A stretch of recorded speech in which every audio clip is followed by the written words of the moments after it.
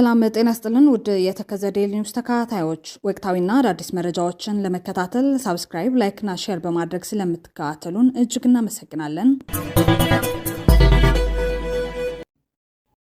የትግራይና የኤርትራ ህዝብ ውህደትና እንደ ሀገር የመሆን ፍላጎት መቃረቡን የሚያመለክት አዲስ መረጃ ተለቀቀ። የሁለቱንም ሀገሮች ዜጎች ዶላርና ወርቅ የመገበያያ ገንዘብ ለማድረግ እየሞከሩ መሆናቸውንም የሚያመለክቱ መረጃዎች በዛሬው ዕለት ተሰራጭተዋል። ጤና ይስጥልኝ። የዕለት አርብ ታህሳስ 17 2018 ዓ.ም የዋዜማ ዕለታዊ አበይት ዜናዎችን ይዘን ቀርበናል። የኤርትራ መገበያያ ገንዘብ ናቅፋ ወደ ትግራዮቹ አዲግራትና አድዋ ከተሞች ድረስ በስፋት እየተሰራጨ መሆኑን አዲግራት ላይ አንድ ናቅፋ ከ12 እስከ 15 ብር ድረስ እየተለወጠ መሆኑን ምንጮች ተናግረዋል።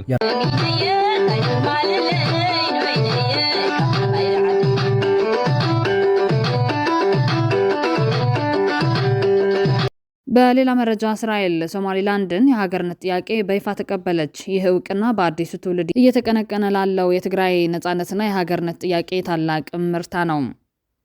በሌላ በኩል ወጣቱ ቲክቶከር አዶናይ ብርሃነ ለሕጻጽ ወገኖቻችን ለማገዝ ሲንቀሳቀስ ድጋሜ በፖሊስ መታሰሩን ተከትሎ ወደ ጥበብ ስራ መመለሱን አስታወቀም። ኢትዮጵያ በአብይ አህመድ መንግስት ዘመን ከኬንያ በስተቀር ከሁሉም ጎረቤት ሀገሮች በመነጠሏ ምክንያት ለግብጽ የበረሃ ሲሳይ መሆኗን እየተገለጸ ነው። ይህ ተከዘ ዴይሊ ኒውስ ነው። እነዚህና ሌሎች አዳዲስ መረጃዎች ይዘናል። አብራችሁን ሁኑ። በቅድሚያም እስራኤል ሶማሊላንድን የሀገርነት ጥያቄ በይፋ ተቀበለች። ይህ እውቅና በአዲሱ ትውልድ እየተቀነቀነ ላለው የትግራይ ነጻነትና የሀገርነት ጥያቄ ታላቅ ምርታ ነው። እስራኤል የሶማሊላንድን ሪፐብሊክ እንደ ነጻና ሉዓላዊ ሀገር በይፋ እውቅና ሰጥታለች። ይህም ሶማሊላንድ ከሶማሊያ ነጻነቷን ካወጀች ከ3 አስርት ዓመታት በላይ ትልቅ የዲፕሎማሲ እድገትን አስመዝግባለች። ይህ እውቅና ዛሬ በጠቅላይ ሚኒስትር ቤንጃሚን ኔታንያሁ ተላልፏል። ጠቅላይ ሚኒስትር ኔታንያሁ፣ የውጭ ጉዳይ ሚኒስትር ጌዲዮን ሳር እና የሶማሊላንድ ሪፐብሊክ ፕሬዝዳንት ዶክተር አብዱራህማን መሐመድ አብዳላህ የጋራ መግለጫ ተፈርመዋል። እንደ እስራኤል ባለስልጣናት ገለጻ መግለጫው የተደረገው በቀድሞ የአሜሪካ ፕሬዝዳንት ዶናልድ ትራምፕ የክልላዊ ትብብርና ሰላምን ለማስፈን የተጀመረውን የአብርሃም ስምምነት መንፈስ በመጠቀም ነው። ጠቅላይ ሚኒስትር ኔታንያሁ ፕሬዝዳንት አብደላህን ታሪካዊ ምዕራፍ ብለው በገለጹት እንኳን ደስ አላችሁና በአፍሪካ ቀንድ መረጋጋትና ሰላምን በማስፈን ያላቸውን ቁርጠኝነት አድንቀዋል። ኔታንያሁም የሶማሊላንድ ፕሬዝዳንት እስራኤልን እንዲጎበኙ በይፋ ግብዣ አቅርበዋል። ፕሬዝዳንት አብደላህ የእስራኤል ጠቅላይ ሚኒስትር እውቅናን ስላገኙ አመስግነው ታሪካዊ ውሳኔ ብለው ጠርተውታል እና እስራኤል ሽብርተኝነትን በማዋጋት እና ክልላዊ ሰላምን በማስፈን ላደረጉት ጥረት አድናቆታቸውን ገልጿል። የኔታንያሁ የውጭ ጉዳይ ሚኒስትር ሰዓር የሞሳድ ዳይሬክተር ዴቪድ ባርኔ እና ሞሳድ እውቅና ለመስጠት የተጫወቱትን ሚናም አምነዋል። የሶማሊላንድ ሕዝብ ስኬት፣ ብልጽግናና ነጻነት እንዲጎናጸፉ ተመኝቷል። የእስራኤል መንግስት በግብርና፣ በጤና፣ በቴክኖሎጂና በኢኮኖሚው ሰፊ ትብብር በማድረግ ከሶማሊላንድ ጋር ያለውን ግንኙነት ወዲያውኑ ለማስፋት እቅድ እንዳለው ገልጿል። ሶማሊላንድ በ1991 ነጻነቷን አውጃለች እና የራሷን መንግስት፣ የጸጥታ ኃይሎችና ተቋማት ትጠብቃለች። ነገር ግን እስካሁን ድረስ ከተባበሩት መንግስታት አባል ሀገር መደበኛ እውቅና አላገኘችም። ይህ እውቅና በአዲሱ ትውልድ እየተቀነቀነ ላለው የትግራይ ነጻነትና የሀገርነት ጥያቄ ታላቅ ምርታ ነው። የትግራይ ህዝብ ነጻነት ጥያቄ እስካሁን በህወሓት ዘንባይነት ይፋ ባይደረግም የትግራይ ወጣቶች መስዋዕትነት ለዚሁ ክብር የነጻነት ክብር የተከፈለ መሆኑ ይታወሳል። በአሁኑ ወቅት በትግራይ ለነጻነት የሚያጎሉ የፖለቲካ ድርጅቶች በምርጫ ቦርዱ እውቅና እየተንቀሳቀሱ መሆናቸውንም ይታወቃል። በሌላ መረጃም ወጣቱ ቲክቶከር አዶናይ ብርሃነ በትግራይ ሕጻጽ አካባቢ ያለውን ሰብአዊ ቀውስ ለማገዝ ሲንቀሳቀስ ድጋሜ በፖሊስ መታሰሩን ተከትሎ ወደ ጥበብ ስራ መመለሱን አስታውቋል። ከሳምንት በፊት አብሮ ታስሮ ከነበረው ድምፃዊና ቲክቶከር ጆሲ በጋራ በመሆን ነይ በሏት የተሰኘ አዲስና ድንቅ የሙዚቃ ቪዲዮ ይዘው ብቅ ብሏል። አዶናይ በትግራይ ሕጻጽ አካባቢ ያለውን ሰብአዊ ቀውስ ለማገዝ በማሰብ ካሰባሰበው ገንዘብ በተጨማሪ የተለያዩ ቁሳቁሶችን በማሰባሰብ ሂደት ላይ መሆኑ ይታወቃል። ይህንን ተከትሎ ታዲያ ከተለያዩ የማህበረሰብ ክፍሎች የሚመጣለትን እገዛ ሲቀበልበት በነበረው ቦሌ ክፍለ ከተማ አካባቢ ለተወሰኑ ሰዓታት በፖሊስ ቁጥጥር ስር ውሎ እንደነበር ተነግረዋል። ይህ የሆነበት ምክንያት ደግሞ ከፍተኛ ቁጥር ያለው ሰው በቦታ በመገኘቱና ግርግር መኖሩን የተመለከቱ የፖሊስ አባላት በመጀመሪያ ፍቃድ መያዝ አለባችሁ በሚል እንዲሁም ከክፍለ ከተማ ደብዳቤ አልያዛችሁም በሚል ውዝግብ አዶናይና በአካባቢ የነበሩ ሌሎች ሰዎች ተይዘው ጥያቄና ማጣራት ከተደረገባቸው በኋላ በስልክ መደዋወልና መግባባት በመጨረሻም ተለቀው አስፈላጊ ቁሳቁሶችን በማሰባሰብ ወደ ቤታቸው እንደሄዱ ተነግረዋል። አለመግባባቱ የተፈጠረው ቦታው ላይ ይሰበሰብ የነበረው ቁሳቁስ ፈቃድ ወይንም ደብዳቤ የለውም በሚል ነበር። በመጨረሻም የኢትዮጵያ መንግስት እናስራችኋለን በማለት በግልጽ መግለጫ ማስጠንቀቂያ መስጠቱን ይታወቃል። አዲስ በጸደቀው በአደጋ ስጋት ስራ አመራር አዋጃችን ላይ ፍላጎቶችን በማናር ሰብአዊ ድጋፍ ፍላጎቶችን ማለት ነው የሌሉ ፍላጎቶችን በመፍጠር ባልተገባና በተሳሳተ ሁኔታ የሚሄድ ተቋም፣ ግለሰብ፣ አካል ካለ በሕግ ይጠየቃል። በእነዚህ ጉዳዮች ላይ የተሳተፉ ወር የሚሳተፉ አካላት ከሚመለከተው የአደጋ ስጋት ስራ አመራር ኮሚሽን መንግስትን ወክሎ ማለት ነው በሚያደርገው ጥሪ የሚሳተፉ ከሆነ ለዚሁ በተዘረጋው አሰራር መሰረት በአሰራሩ ውስጥ ይሳተፋሉ ማለት ነው። የአካውንት ስርዓቱ አለ፣ የተቸገረውን የምንለይበት ስርዓት አለ። የምንለይበት ስርዓት በፌደራልም ከክልሎችም ጋር አብረን የምንሰራው ስራ አለ። ከዛ በወጣና ባፈነገጠ መንገድ በተለያዩ መንገዶች በግል ሴክተር ሊሆን ይችላል፣ በማህበራት ሊሆን ይችላል፣ በግለሰቦች ሊሆን ይችላል፣ በቲክቶክ፣ በዩቲዩብ፣ በምን የሚሄደው አካሄድ ተቀባይነት የለውም። ተቀባይነት የለውም ብቻ ሳይሆን ተጠያቂነትን የሚያስከትል ነው። በዚህ ማስጠንቀቂያ የተቀጡ ኤርትራውያንን በበኩላቸው በአንድ ሰዓት ተኩል በአንድ ሰው አስተባባሪነት ለትግራይ ህዝብ ከ50 ሺህ በላይ ዶላር ወይም በብር ሲገመት ከ11 ሚሊዮን ብር በላይ አሰባስበዋል። ወላዲኻ እንዳበኸይ ካብ ምርኣይ ዝኸፍእ ነገር የለን። ሓፍትኻ ዲኻ ኩሉ ብጣዕሚ ዝሓዘናሉ ጉዳይ ማለት እዩ። ነዚ ናይ ሓገዝ ዝገበርናዮ ድማ ኣብዛ ሰዓትን 25 ደቂቕ ዘይትመልእ መቸም ነዚ ህዝቢ ሳና ኣካቢ ሳና ኣቦ ክረድእ እንዳኸኣለ ከሎ ክራዳእ እንዳኸኣለ ከሎ ብዙሕ ግፍዕ ዝረኸቦ ህዝብን ሓውን ብፍላይ እቶም ንኣሽቱ መንእሰያት እውን ማለት እዩ ልቢ ኩሉ ብዝትንክፍ ኣብ ሰዓትን ፈረቓን ብዘይመልእ 50,000 ዶላር ማለት እዩ። እቲ ከማ ተመዝገበ እምበር ብድሕሪ ዝመፀ የለኹም ከባቢ 13 ሚሊዮን ብር ማለት እዩ።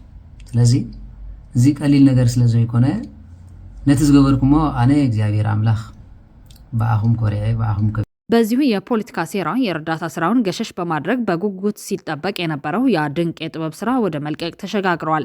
እናም በእስር ላይ የነበሩትና በብዙዎች ዘንድ ተወዳጅ የሆኑት ወጣቱ ቲክቶከር አዶናይ ድምፃዊና ቲክቶከር ጆሲ በጋራ በመሆን ነይ በሏት የተሰኘው አዲስና ድንቅ የሙዚቃ ቪዲዮ ይዘው ብቅ ብሏል።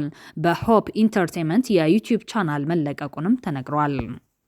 በሌላ መረጃ የትግራይና የኤርትራ ህዝብ ውህደትና አንድ ሀገር የመሆን ፍላጎት መቃረቡን የሚያመለክት አዲስ መረጃ ተለቀቀ። የሁለቱንም ሀገሮች ዜጎች ዶላርና ወርቅ የመገበያያ ገንዘብ ለማድረግ እየሞከሩ መሆናቸውንም የሚያመለክት መረጃዎች በዛሬው ዕለት ተሰራጭተዋል። ላለፉት 6 ዓመታት በሰው ሰራሽ ረሃብና በጄኖሳይዳዊ ጦርነት እንዲፈጅ የተፈረደበትን የትግራይ ህዝብ መውጫ በር ማንኳኳቱን ቀጥሏል። የኢትዮጵያ መንግስት የትግራይ ህዝብን ከህወሓት ጋር በጋራ የመፍጀት ፖሊሲው አሁን እንደማያቋርጥ እያረጋገጠ ይገኛል። የዚሁ ማሳያ ደግሞ የፌዴራል መንግስት በአንድ በኩል በትግራይ የተራበ ተፈናቃይ የለም፣ በሌላ በኩል ለዜጎቹ እርዳታ አቀረብኩ፣ የትግራይ ህዝብ ነጻነትን ግንባር ትህነግን ጠየቁ የሚል የማደናገሪያ ጋጋታ ለትግራይ ህዝብ አቀረብኩለት የሚለው በገንዘብ 21 ሚሊዮን ብር ብቻ መሆኑን ትዝብት ውስጥ ከቶታል። የኢትዮጵያው ስርዓቱ አዶናይ ብቻውን በሁለት ቀን ለተፈናቃይ ወገኖቻችን 16 ሚሊዮን ብር በሰበሰበበት ዘመን ለትግራይ ህዝብ 21 ሚሊዮን ድጋፍ ልኳል። በህንጻት የተፈጠረው ችግር ትህነግ ወለድ ነው የሚል መግለጫ ማውጣቱ አንድ ካምፕ እንኳ የማይበቃ መሆኑን የተረጋገጠ ሲሆን 149 የአይዲፒ ካምፕ ዜጎች እንዲፈጁ ካለው ፍላጎት የመነጨ መሆኑን አረጋግጧል። ይህ መግለጫ በወጣበት ወቅት ዋዜማ ሬዲዮ የተሰኘው መገናኛ ብዙሃን በትግራይና ኤርትራ አዲስ የህዝብ ለህዝብ መፈላለግ መኖሩን፣ ሁለቱም ወገኖች በኩል ወርቅና ዶላር የመገበያያ ገንዘብ እየሆነ መምጣታቸው፣ እንዲሁም ድንበር አካባቢዎች ተገድበው የነበረው የኤርትራ መገበያያ ገንዘብ ናቅፋ ወደ ሌሎች የትግራይ ከተሞችም በስፋት እየተሰራጨ መሆኑን ከነዋሪዎችና በንግድ ስራ ላይ ከተሰማሩ ግለሰቦች አረጋግጫለሁ ስትል ዘግባለች። ይህ ዘገባ በሁለቱም ወገን በኩል ያለው ወገኖች የኢትዮጵያ ብርን ለገበያ የመምረጥ ፍላጎቱ ዝቅተኛ መሆኑንም አመላክቷል። ወርቅና ዶላር በዋናነት የሁለቱም ወገኖች ምርጫ መሆኑን ያመላከተው ዘገባው ከወርቅና ዶላር ቀጥሎ የኤርትራ ናቅፋ ተመራጭ መሆኑን አረጋግጧል። አንድ የኤርትራ ናቅፋ በኢትዮጵያ ከ12 እስከ 15 ብር ድረስ እየተለወጠ መሆኑን ምንጮች ጠቅሶ ዘግቧል። ይህ እንቅስቃሴ የትግራይና የኤርትራ ውህደትና አንድ ሀገር የመሆን ምልክት መሆኑን የገለጹት ተንታኞች የኢትዮጵያ መንግስት ትግራይና ኤርትራ እርስ በርሳቸው እንዲዋጉ የነበረው ፍላጎት ያከሸፈ መሆኑን ገልጿል። የኢትዮጵያ መንግስት የትግራይን ህዝብ በጄኖሳይድ ለማስፈጀት የኤርትራን ጦር ጋብዞ ማስጨፍጨፉን አልበቃ ብሎት ከፕሪቶሪያው ስምምነት በኋላም የትግራይ ወጣቶች ወደ ሳዋ እየተወሰዱ ነው። የትግራይ ዜጎች የኤርትራ መታወቂያ በግድ እየተሰጣቸው ነው። የኢትዮጵያ መንግስት የትግራይን በኢትዮጵያ አካል እንድትሆን የመነጠል ፖሊሲው ያስተካክላል የሚሉ በርካታ የኢትዮጵያውያን ፖለቲከኞች ጥሪዎች ቢቀርቡለትም ከ42 በመቶ በላይ የትግራይ መሬት በአማራና ሌሎች ወራሪዎች እንዲያዝ በኤርትራ መንግስት ስር ያለውንም ህዝብ እንደ ባዕድ በመቁጠር የኤርትራ መንግስት በአልጀርሱ ስምምነት በተሰጠው ቦታ ላይ ነው ያለው የሚል ምላሽ ሲሰጥና መላው የትግራይ ህዝብ እንዲነጠል ሲሰራ መቆየቱ ይታወሳል። በዚህ ጭካኔ የተሞላበት ድርጊት አጣብቂኝ ውስጥ የገባው የትግራይ ህዝብ መውጫ በር እንዲያንኳኳ ሲያደርገው ቆይተዋል። ሰዎችን አውቃለሁ እኔ እኮ እዛ እነሱ የያዙት መሬት የማውቃቸው ሰዎች አሉ። ልጆቻቸው በኃይል ተወስደው ወደ ሳዋ እየሄዱ ባርነት በ21ኛ ክፍለ ዘመን ሰው ከኢትዮጵያ በባርነት ተይዞ ወታደር ይሆናል። ኢትዮጵያ ልጆቿ በባርነት ተይዞ የባዕድ ሀገር ወታደር ሲሆኑ ቁጭ ብላ ታያለች። ባርነት የተያዙት ደግሞ ስደት ሄዶ ስደተኛ ከሆንክ መቼም አማራጭ የለህም። ሱዳን ላይ ሊቢያ ላይ ቢሆን በግድ ከመንደሮቿ ከእርሻ ላይ ከትምህርት ቤት ተይዞ በባርነት ተይዞ የባዕድ ሀገር ወታደር ሆኖ ያገለግላሉ። የኤርትራ እንዲገባ የኤርትራ ሰራዊት ወደ ኢትዮጵያ እንዲዘልቅ ህወሓት ሮኬት ተኩሷል የሚል መላምት ይሰጣልና የሚል ሰበብ ይሰጣል። የኢትዮጵያ መንግስት ነው መቆጣጠር ያለበት።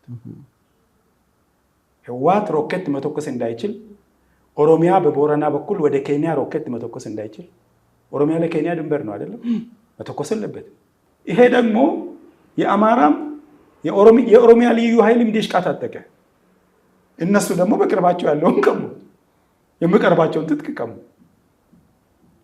ሐሳቤ ከተረዳ ይህንን አልበቃ ብለው አሁንም በትግራይ ህዝብ ላይ የቀጠለው ሰቆቃና ረሃብ የብልጽግና መንግስትና የሚመለከታቸው ተቋማት ረሃብን ለመደበቅ እንዲሁም ለሚያግዙ ዜጎች በመከልከል ሰቆቃው እንዲቀጥል ያላቸው ፍላጎት እያሳዩ ይገኛሉ።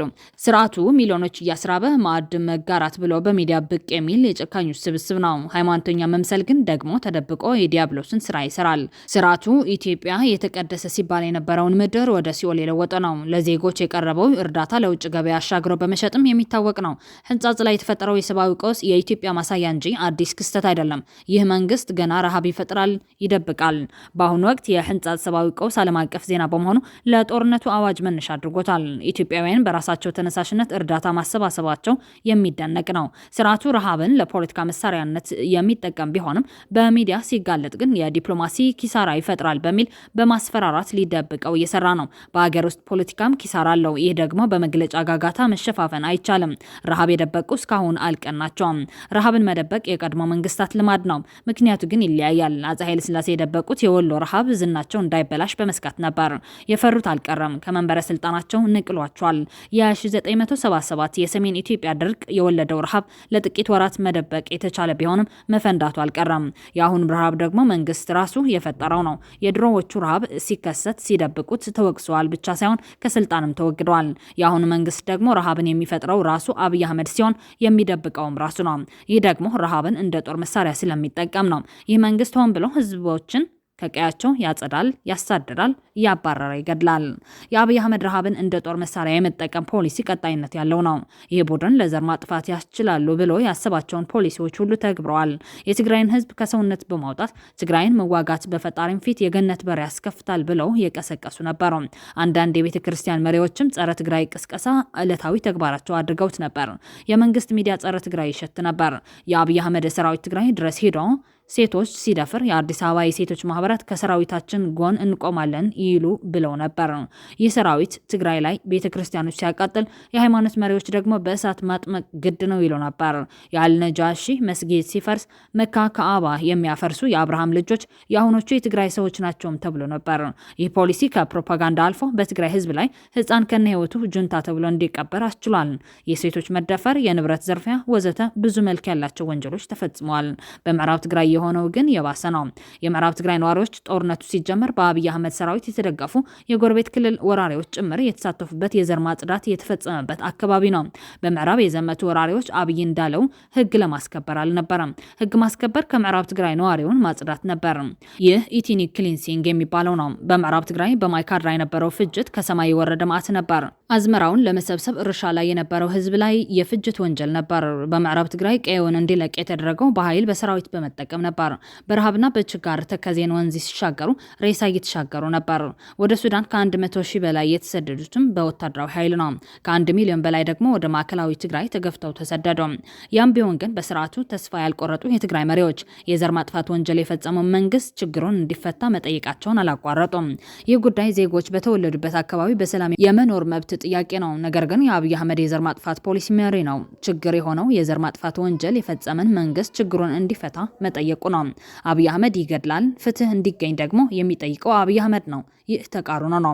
ይህንን ተቃርኖ ያልበራላቸው ወይም ሌላ ፍላጎት የነበራቸው የትግራይ መሪዎች ግን የትግራይን ህዝብ በረሃብ እስኪፈጅ ድረስ እነሱም ተባባሪ ሆኗል። በመሆኑም በህንጻት ሰብአዊ ቀውስ ብዙ ወገኖች ተጠያቂዎች ይሆናሉ።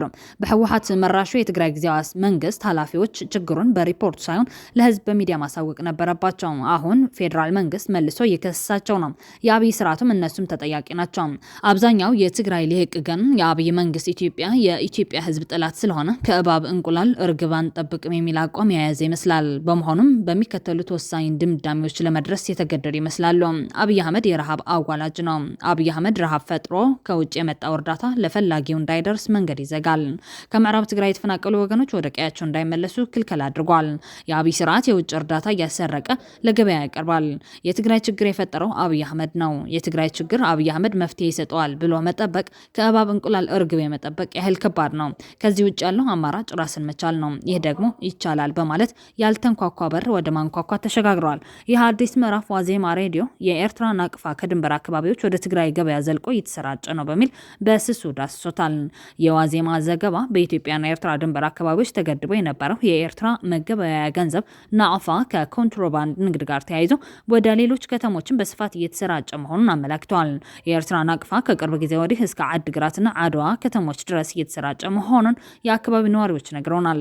ናቅፋ በትግራይ ከተሞች እንዲሰራጭ ያደረገው በድንበር ከተሞችና በውስን ተዋናያን ተገድቦ የነበረው የኮንትሮባንድ ንግድ መስፋፋቱን ተከትሎ ነው ብሎታል። የናቅፋ መስፋፋት በኢትዮጵያ መንግስት የጦርነት ማስፈራሪያ ምክንያት በትግራይ ከሚታየው የብር አቅርቦት እጥረት ጋር የተያያዘ እንደሆነ በባንክ ስራ ላይ የተሰማሩ ባለሙያዎች ይናገራሉ። በትግራይ ባለው የጦርነት ስጋት ምክንያት በርካታ ሰዎች ጥሬ ገንዘብ ከባንክ አውጥተው በቤታቸው መያዝ መጀመራቸው የብር አቅርቦት እጥረት ማስከተሉን የባንክ ባለሙያዎች ያስረዳሉ።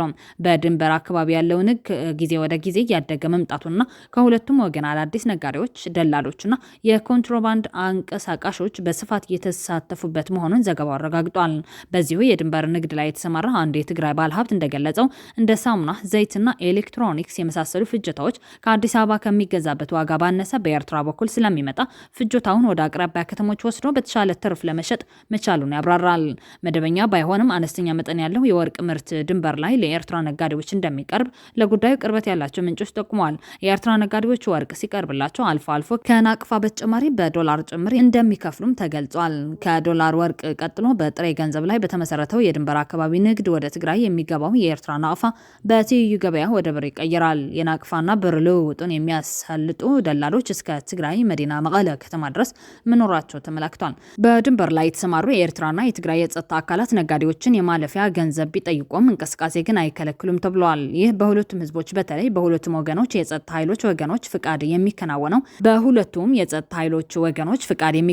የንግድ ተግባር የሁለቱንም ህዝቦች የውህደት ምዕራፍ መጀመሪያ ነው። የኢትዮጵያ መንግስት ለኢትዮጵያ ወጣቶች ገንዘብ ወደ ትግራይ እንዳትልኩ ማለቱን ተከትሎ የኤርትራ ዜጎች የትግራይ ህዝብ በረሃብ እንዲፈጃ አንፈቅድም በማለት በርካታ እንቅስቃሴዎች የጀመሩ ሲሆን በአንድ ሰዓት ተኩል ውስጥ $50,000 በላይ ገንዘብ በኤርትራውያን ወገኖች ለትግራይ ህዝብ መሰብሰቡ የዚህ ውህደት አይቀሬነት ማሳያ ነው።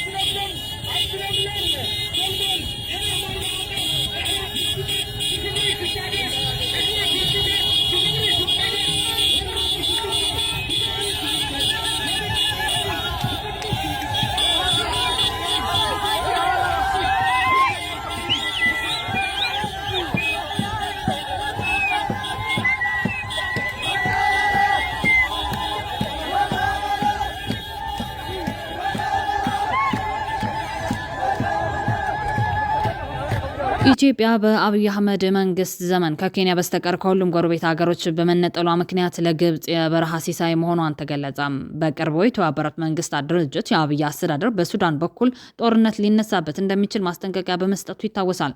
የጦርነቱ መንስኤ ደግሞ የኢትዮጵያ መንግስት ለመሐመድ ዳጋሎና የተባበሩት አረብ ኤምሬትስ ወታደራዊ ሰፈሮችን በቤንሻንጉል ጉሙዝ ሰጥቷቸዋል ሲል የሱዳን መንግስት ክስ ካቀረበ በኋላ ነው። አሁን አገዛዙ ከኬንያ በስተቀር ከሁሉም ጎረቤት ሀገራት ከባድ ስጋት ውስጥ ገብተዋል። በጠቅላይ ሚኒስትር መለስ ዜናዊ የስልጣን ዘመን በሶማሊያ ወይም በሌላ ጎረቤት ሀገር እግር ለመዘርጋት ከባድ ፈተና የገጠማት ግብጽ አብይ አህመድ የሶማሊላንድን ወደብ እንደሚረከብ ከተናገረ በኋላ ሸልኳለች። ግብጽ የጅቡትን የዶራሌ ወደብና የኤርትራን የአሰብ ወደብ ለማልማት ሚስጥራዊ ስምምነት ተፈራርማለች። ግብጽ በኤርትራና በጅቡቲ ወደቦች ላይ የምታከናውናቸው የአቅም ግንባታ ፕሮጀክቶች የጦር መርከቦችና ልዩ የኮማንዶ ክፍሎች የመዋኛ ገንዳዎችንና መሰረቶችን መገንባትን ያካትታሉ። ከግብጽ በተጨማሪ ሳዑዲ አረቢያም በኤርትራ የአሰብ ወደብ ለመጠቀም ፍላጎቷ ከፍተኛ መሆኑ ተነግሯል። የብልጽግና ዲፕሎማሲያዊ ልምሻ ውጤት የሆነው ይህ ስምምነት ብልጽግና ነባራዊ ሁኔታዎችን ሳያገናዝብ ከግድቡ ወደ ወደቡ በሚል መሪህ አልባ ፉከራ ከዲፕሎማሲያዊ አውድ ይልቅ በኃይል አማራጭ ጭምር የታጀበ እንቅስቃሴ በማድረጉ ምክንያት ኤርትራና ጅቡቲ ከኢትዮጵያ ጋር የጥቅም ቅራኔ ውስጥ ለሚገኙ እንደ ግብጽ ላሉ ሀገራት ወደቦችን እስከ መስጠት ደርሷል። ይህም የኢትዮጵያ የወደብ ፍላጎትን በግብጽና በሳዑዲ በመሳሰሉ ሀገራት ፍላጎት ዙሪያ እንዲታጠር አድርጎታል። ይህ ስምምነት የቀጠናውን የኃይል አሰላለፍ ውጥረት ውስጥ ከማስገባቱም በላይ ኢትዮጵያ በታሪካዊ ጠላቶቿ እንድትከበብ አድርጓል። ይህ ውጥረት አስቀድሞ እንደሚመጣ የገለጹና የኢትዮጵያ የወደብ ፍላጎት ሆነ ቀጠናዊና ከኃይል ሚዛን ይልቅ በዲፕሎማሲያዊ አውድ መሆን እንዳለበት የተናገሩ ግለሰቦችን ባንዳና የግብጽ ተላላኪ የሚል ታፔላ ሲለጠፍባቸው ነበር። በዚሁም ምክንያት ሌሎች ይመለከተናል የሚሉ ወገኖችም ይህንን ፍረጃ ፈርተው ከዳር ሆነው እየተመለከቱ እንደሆነ ይታወቃል። ከህዝብ ስሜትና ሀገራዊ ፋይዳ ይልቅ የግል ዝና የሚያሳስበው የግለሰብ ካምፓኒ የሆነው ብልጽግና በግድም በውድም የባህር በር አመጣለሁ በማለት በስቱዲዮ ቅምጦች በኩል የሚዲያ ጋጋታ ሲፈጥር ቆይቷል። ለውስጥ ኢኮኖሚያዊና ፖለቲካዊ ጥያቄዎች የሚሆን መልስ የጠረረው ብልጽግና ፓርቲ በየቀጠናው በመንጓለል አትርሱኝ ባይነቱን ቀጥሏል። የቀጠናው የኃይል አሰላለፍ፣ የጂኦፖለቲካ እንድምታ፣ የሌሎች ሀገራት ፍላጎት ያሰለጠነው የስሜት ንቅናቄ የኢትዮጵያን የወደብ ፍላጎት ይበልጥ ማወሳሰብ ከጀመረ ሰነባብተዋል። ለግብጽ ደግሞ ሰርግና ምላሽ ሆኖ በአባይ ወንዝ ተጠቃሚነት ያላትን ቅራኔ ጫና ለመፍጠር በምታደርገው እንቅስቃሴ ዙሪያ ገባውን ከበባ ለማድረግና የኢትዮጵያ ብሔራዊ ጥቅሞችና የቀጠናዊ ኃይል ሚዛን ዙሪያ ላይ ሳንቃ ለመሆን ምቹ ሜዳ ፈጥሮላት ሰተት ብላ ገብታለች። ይህ ተከትሎ ነው እንግዲህ ግብጽ ከኢትዮጵያ ድንበር በቅርብ ርቀት ላይ በሶማሊያ የጦር ሰፈር እስከ ማቋቋም በኤርትራና በጅቡቲ ወደቦችን እስከ ማግኘት የደረሰችው እንዲሁም ለጦር መርከቦቿ እንቅስቃሴ አመቺ ሁኔታ ማመቻቸት የቻለችው። ከዚህ በተጨማሪ ግብጽ በሱዳን በኩልም ከጀነራል አብደልፋታህ ቡርሃን ጋር ያላት የጠበቀ ግንኙነት አስጠብቃለች። የብልጽግና ስርዓት በየሀገራቱ ሽፍቶችን ፍለጋ ቢኳትንም ባህሪው ለእውነተኛ ዲፕሎማሲያዊ ዝምድና ስለማይመች ከሽፍቶችንም አጥጋቢ የሚባል ውጤት ማግኘት ተስኖት የቤት ውስጥ አንበሳ ሆኖ ህዝቡን ረግጦ እየገደልና እያፈናቀለ ቀጥሏል። በዚህ ምክንያት ከኢትዮጵያ ጋር ጥሩ ወዳጅነት የነበራቸው ጎረቤት ሀገራት ከእጁ ቀስ በቀስ አፈትልከው በመውጣት ከግብጽ ጋር ስትራቴጂካዊ የሚባል ግንኙነቶችን እየፈጠሩ ይገኛሉ። በዲፕሎማሲያዊ አውድ ከሌሎች ሀገራት ጋር ከሚኖር ጥሩ ግንኙነትና የቢሊዮን ዶላር ስምምነት ይልቅ ከጎረቤት ሀገራት ጋር የሚኖር የጥቅም ትስስር ይበልጥ ጠቃሚ እንደሆነ የሚጠቁሙት ተንታኞች የብልጽግና ስርዓትን ውድቀት መቃረቡን ይናገራሉ። አክለውም ለውድቀትም ሆነ ለእድገት ከፍ ያለ አስተዋጽኦ ያላቸው በጉርብትና የሚዋሰኑ ሀገራት ናቸው። የአንድ ሀገር የዲፕሎማሲ ስኬታማ አውድ ሚዛኑ ከጎረቤት ሀገራት ጋር የሚኖረው ጥሩ የጥቅም ትስስር ነው ይላሉ። ከዚህ አንጻርም የብልጽግና የዲፕሎማሲ ኩስምንና ቃላት ከሚገልጹት በላይ ተሽመድምዶ ስንዝር መራመድ አቅቶት ኮሪደር ብሎ ከሚጠራው ጓሮ ውስጥ እየተላወሰ ይገኛል። የብልጽግና የእውር ድንበር ጉዞ የሀገሪቱን ኢኮኖሚ አድቅቆ ሁሉም ወደ ጦር ግንባር ይዝመት በማለት ዩኒቨርሲቲዎችን የጦር ማሰልጠኛ ካምፕ በማድረግ ህዝቡን በሽብር እየገዛ እንሆ 7 የሰቆቃ ጊዜያት አለፈ። የሀገራዊ ህዝብ ቁርስ ቀምሶ ምሳ ወደማይደግምበት ደረጃ ወርዶ በመኖርና ባለመኖር ውስጥ ሆኖ ከባድ ትግል ላይ ይገኛል። ህልማችንን እየኖርን ነው የሚሉት የብልጽግና ባለስልጣናት በድህነት አለንጋ እየተገረፈ ያለውን ህዝብ ቁንጣን ሊገድለው ነው በማለት ይሳለቁበታል። ብልጽግና በኢኮኖሚ በዲፕሎማሲና በፖለቲካው ዘርፍ ዘጭ ማለቱን እንግዲህ ብዙ ማሳያዎች አሉ። ይህ በእንዲህ እንዳለ በስሜት ማዕበል በሚዲያ ንቅናቄዎች ባካሄዳቸው እንቅስቃሴዎች ብቻ የኢትዮጵያ ቀጠናዊ ፍላጎት ከድጡ ወደ ማጡ ከቶታል። ወደ ርዕሰ ጉዳያችን ስንመለስ ግብጽ በሚስጥር በፈረመቻቸው ስምምነቶች መሰረት በኤርትራ የሚገኘው የአሰብ ወደብን እንዲሁም በጅቡቲ የሚገኘው የዶራሌ የኤደን ባህረ ሰላጤ ወደብን ለማዘመን ተስማምታለች። ይህም የወደቦቹን አቅም ከማሳደግ ባለፈ ለጦር መርከቦች የሚሆኑ መረገጫዎችን እንዲሁም ለጥቂት የልዩ ኮማንዶ ጦር አባላት ማረፊያ የሚሆኑ ተቋማትን መገንባትን ያካትታል ተብሏል። ሁለቱ መደቦች አውሮፓን፣ መካከለኛው ምስራቅን፣ ኤሲያንና ምስራቅ አፍሪካን የሚያገናኘው የቀይ ባህር ደቡባዊ መግቢያና ወሳኝ የባህር መስመር በሆነው በባብ ኤል መንደብ አቅራቢያ ይገኛሉ። ሁለቱም ሀገራት ኤርትራና ጅቡቲ የምትዋሰነው ኢትዮጵያ ለሸቀጦች ልውውጥ በከፍተኛ ሁኔታ በዶራሌ ወደብ ላይ ጥገኛ ናት። እናም ግብጽ ኢትዮጵያን ለማጥቃት እርምጃዎችን እየወሰደች ነው። ይህ ስትራቴጂ ጦርነት ሳይሆን በድንበር ሀገራት ላይ ያለውን ተጽዕኖ ለማሳደግና ኢትዮጵያን ለማግለል ነው ተብሏል። ስምምነቶቹ ኤርትራ፣ ጅቡቲ፣ ግብጽ ማለትም በቀይ ባህርና በኤደን ባህረ ሰላጤ ውስጥ ወደቦችን እንድታዳበር እንድታስተዳድርና እንድትጠቀም እንደሚረዱ ይጠበቃል። ግብጽ መርከቦችን፣ የባህር ኃይልን፣ ወታደሮችን ወይም የደህንነት ኃይሎችን በወደቦች ውስጥ ማሰማራት ትችላለች። የአሰብና የጅቡቲ ወደቦች በዓለም ላይ ካሉት በጣም አስፈላጊ የባህር መንገዶች አንዱ በሆነው በባብ ኤል መንደብ ስትሬት አቅራቢያ ይገኛሉ። ስፍር ቁጥር የሌላቸው የዓለም ንግድ መርከቦች በየቀኑ በዚህ ጠባብ የባህር መንገድ ያልፋሉ። ከኤሲያ ወደ አውሮፓ ዘይት፣ ምግብና እቃዎችን የሚጭኑ መርከቦች በዚህ ስትሬት ውስጥ ያልፋሉ። ይህ ማለት በዚህ አካባቢ ተጽዕኖ ያለው ማንኛውም ሀገር ጠንካራ የፖለቲካና የኢኮኖሚ አቅም አለው ማለት ነው። ተንታኞች የግብጽ ዘመቻ አንድም ጥይት ሳይተኮስ በኢትዮጵያ ላይ የዲፕሎማሲ ጫና እንዲፈጠር ሊያደርግ እንደሚችል ይናገራሉ። አንዳንድ ተንታኞች እርምጃው በክልል ውስጥ ያለውን ውጥረት ሊያባብሰው እንደሚችል ስጋታቸው ገልጿል። ኢትዮጵያ ውስጣዊ ግጭቶች አሏት። ኤርትራና ኢትዮጵያ ለብዙ ዓመታት አለመግባባት ፈጥሯል። ጅቡቲ ብዙ የውጭ ወታደራዊ ማዘዣ ጣቢያዎች አሏት።